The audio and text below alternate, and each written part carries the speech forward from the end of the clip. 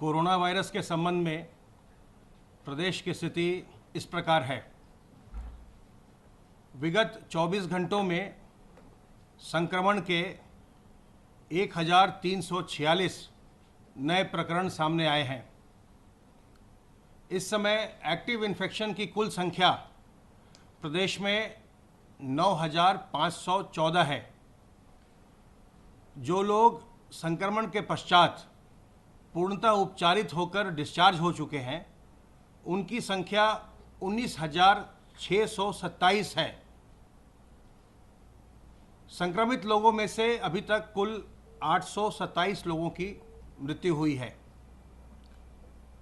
इस समय isolation wards में 9,530 लोगों को रखा गया है, विभिन्न चिकित्सालयों में और चिकित्सा महाविद्यालयों के अस्पतालों में, और उनका इलाज किया जा रहा है।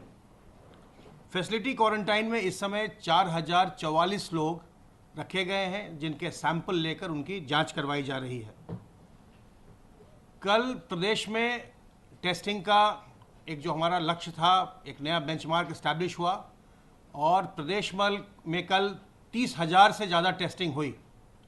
कल प्रदेश में 30,329 सैंपल्स की टेस्टिंग की गई और अब तक प्रदेश में 9,22,049 सैंपल्स की टेस्टिंग की जा चुकी है।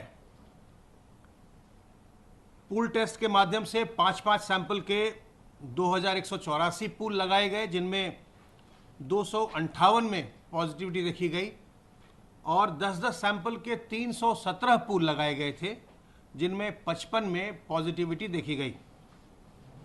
आरोग्य सेतु ऐप का हम निरंतर उपयोग कर रहे हैं और जो हमारा कंट्रोल रूम है उसके अलावे सीएम हेल्पलाइन के माध्यम से भी लगातार हम उन लोगों को फ़ोन करके जिन्हें अलर्ट जनरेट हुए हैं उनका हालचाल पूछ रहे हैं।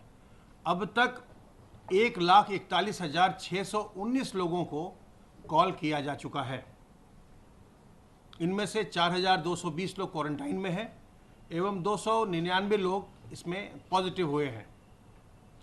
सर्वेलेंस की गतिविधि के अंतर्गत 26,411 इलाकों में 1,61,279 टीम दिवस के माध्यम से 1,17,45,356 घरों का, जिनमें 5,99,44,310 लोग रहते हैं, इनका सर्वेलेंस किया जा चुका है।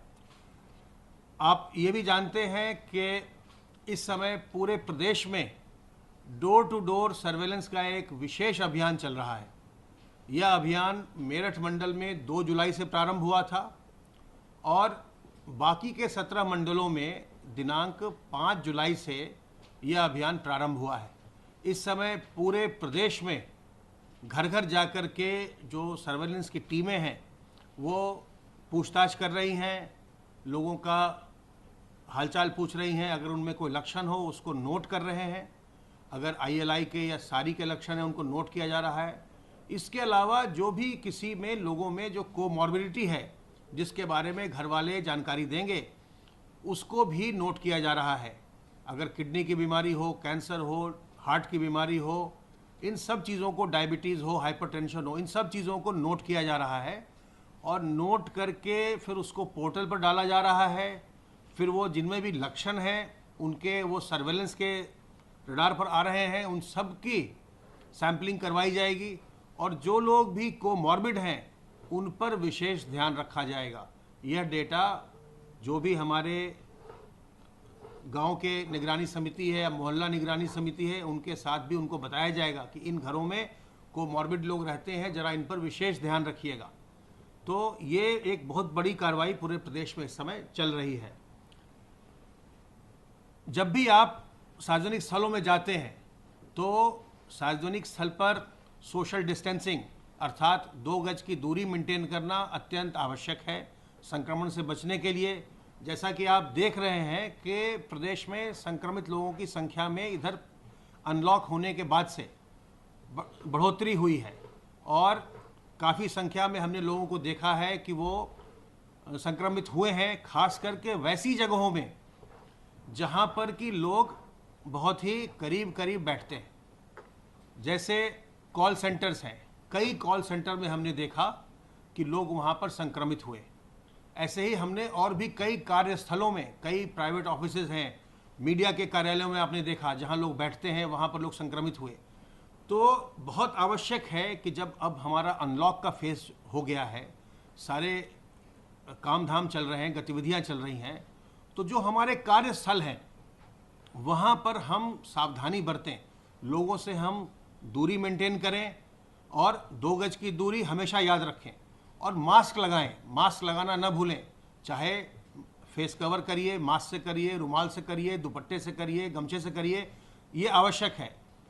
इसका ध्यान लोग आजकल नहीं रख रहे हैं। ऐसा लोगों को एक मन में लोगों के भावना आ गई है कि सारी गतिविधियां प्रारंभ हो गई, अनलॉक हो गया तो शायद अब कोई खतरा नहीं रहा। ऐसा नहीं है, खतरा अभी नहीं टला है, संक्रमण जारी है और अधिक संख्या में हो रहा है।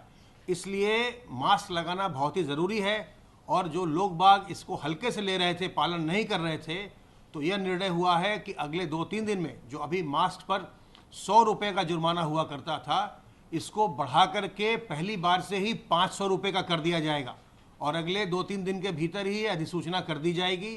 मास्क न लगाने पर अब प्रत्येक बार आपको 500 रुपये का जुर्माना भरना पड़ेगा।